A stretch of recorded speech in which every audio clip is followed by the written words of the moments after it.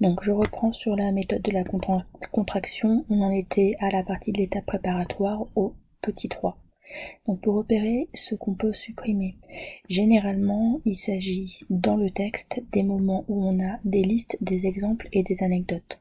En fait, si on doit être bien au clair, il n'y a pas beaucoup d'endroits qu'on peut supprimer. Il y a des petites choses de ci, de là, mais c'est pas à ce moment précis que la contraction prend tout son sens. Ce n'est pas dans le fait d'enlever des choses.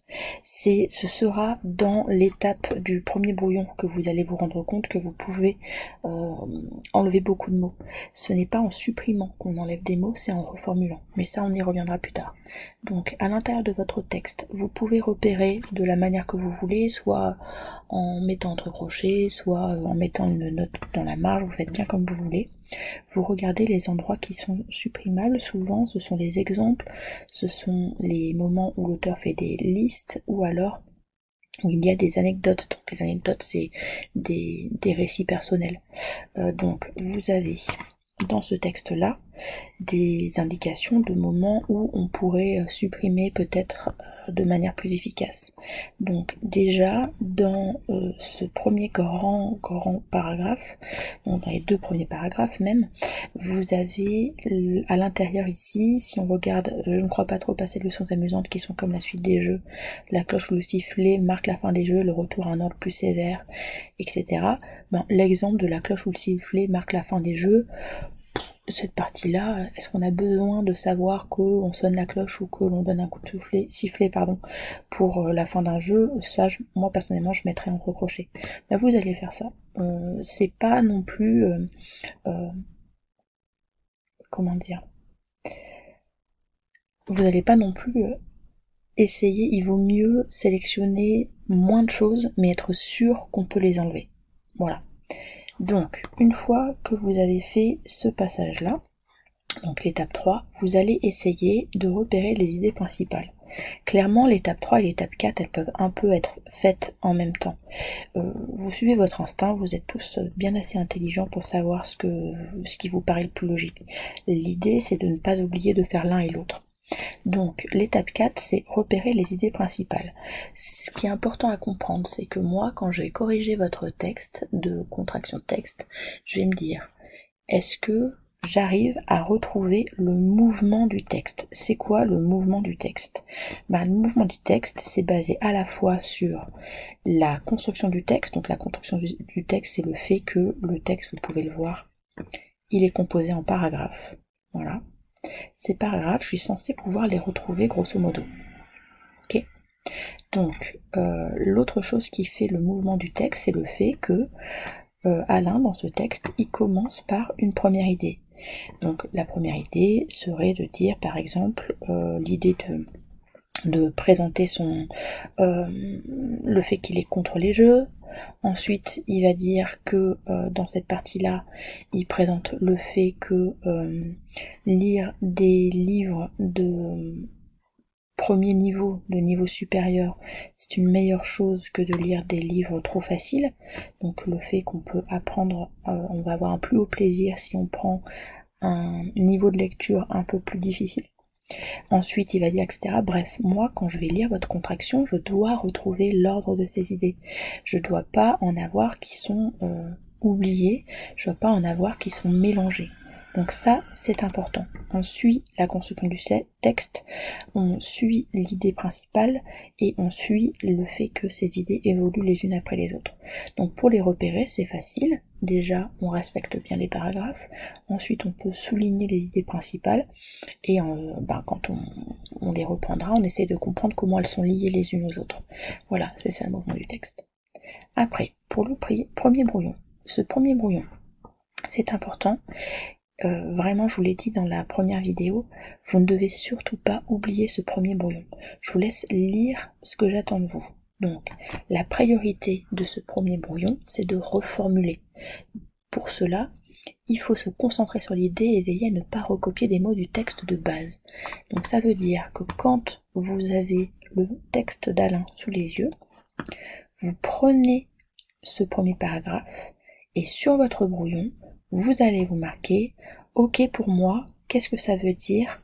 qu'est-ce qui est développé ici? Alors, je vais faire cet exercice. Bon, j'espère que ça sortira bien à l'écran. Voilà, ça.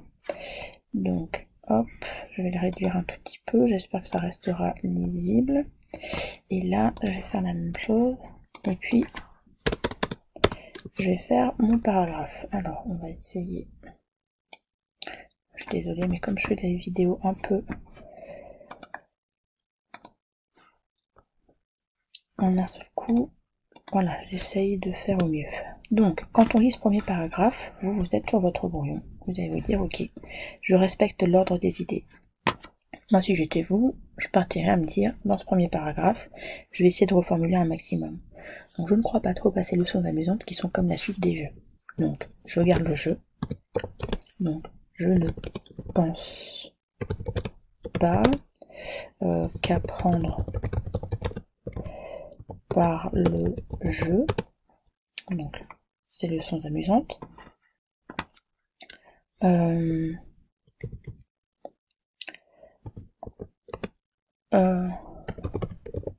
étant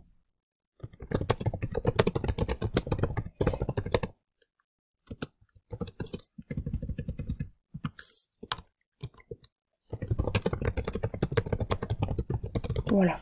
Ici, j'ai reformulé l'idée qu'on voit là. Je ne crois pas trop passer le son, donc je ne pense pas qu'apprendre en étant dans une situation de jeu est une bonne chose. Ça correspond. J'ai essayé de remplacer un maximum de mots. Si vraiment je veux me dire, ok, là, ça ressemble trop à ma phrase initiale, bah, je vais essayer de trouver un adjectif. Donc dans une situation, l'adjectif pour jeu, c'est ludique. Donc je vais mettre ça. Ça, c'est pour ma première phrase. Ensuite, je continue. La cloche ou le sifflet marque la fin des jeux, le retour à un ordre plus sévère, ça je vous l'ai dit, on pouvait le supprimer. La pratique enseigne qu'il n'y faut point un insensible passage, mais au contraire un total changement, est très marqué dans les apparences. Donc ici, qu'est-ce qu'il dit? Il dit qu'il faut absolument distinguer, très clairement le moment du jeu et celui de l'apprentissage. Voilà.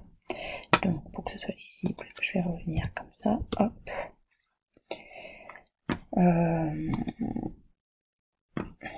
Alors, est-ce que ça correspond à un total changement, très marqué dans les apparences? J'ai pas l'impression d'avoir recopié des mots du texte et j'ai déjà reformulé en grande partie. Je continue. L'attention est élevée d'un degré, elle ne cherche plus alors quelques plaisirs à lécher, comme font les chiens. Donc l'attention, elle devient plus de meilleure qualité. On n'est pas face à un plaisir, on est face à une attention qui est de la concentration, c'est de bonne qualité. C'est pas par gourmandise. On est dans la privation, dans la patience et dans l'attente. Donc on est dans une attention d'extrême bonne qualité.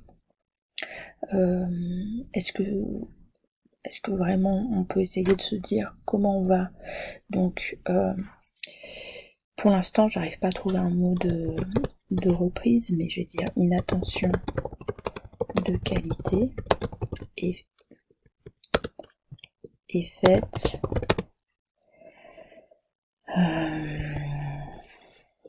de rigueur. Ça va à peu près, là j'essaye de reformuler ça.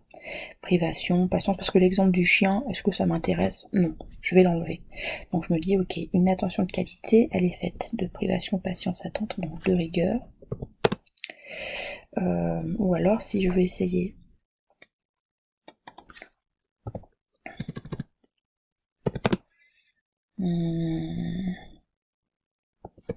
de capacité de concentration, voilà, ça va, de concentration. Et alors je peux pas dire patience et je peux pas dire d'attente. D'attente qui regarde au-dessus de soi, ça veut dire d'objectif pour moi. Donc d'objectif. Du fait de se fixer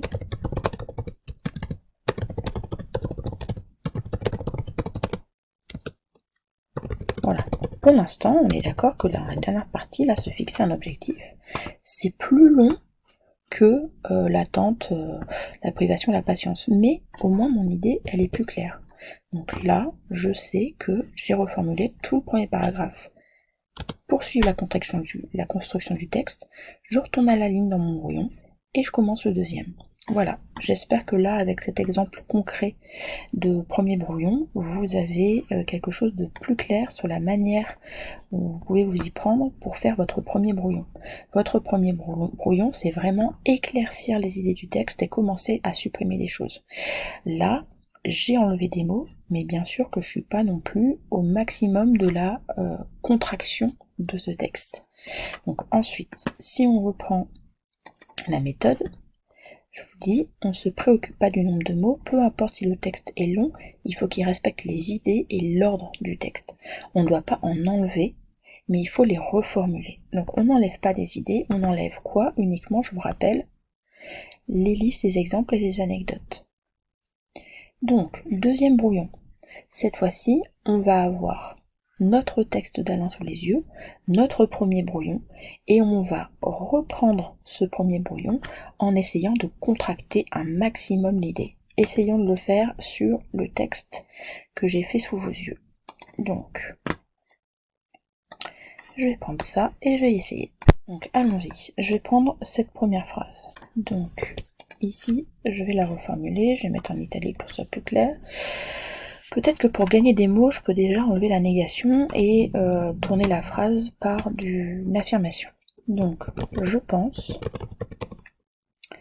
qu'apprendre, donc ça je vais le garder, qu'apprendre. Par contre, en étendant, je pense que je peux, donc cette partie-là, je pense que je peux la contracter. Donc, apprendre de façon ludique ou de manière ludique. Alors, soit je peux mettre n'est pas une bonne chose, ou soit je peux mettre est regrettable. Ça fait 2 mots.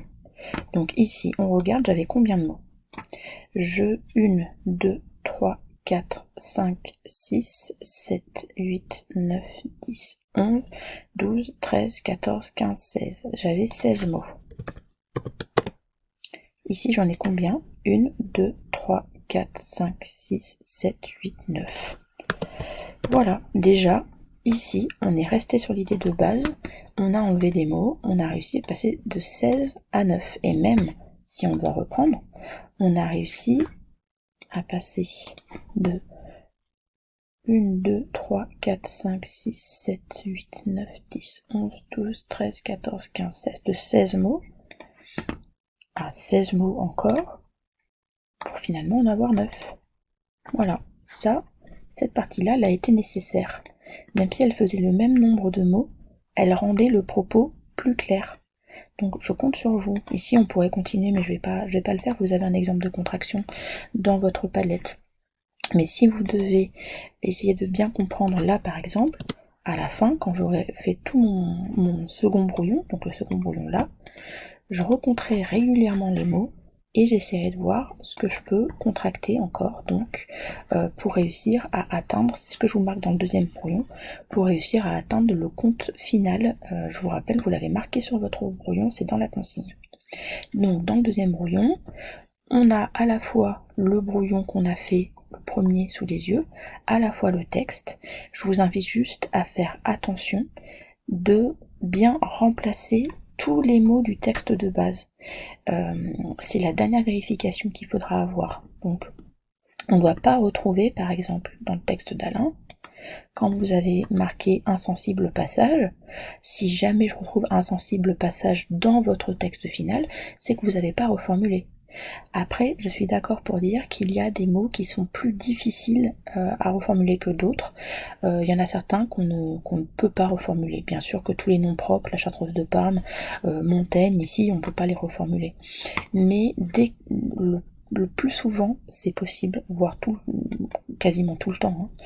Donc je compte sur vous pour faire cet effort et à la fin, hop, je rappelle, vous avez tout sur la méthode, vous relisez pour voir si tout est reformulé, pour voir s'il y a des fautes. Et enfin, vous marquez le nombre de mots à la fin de votre contraction. Et c'est terminé pour votre contraction. Voilà.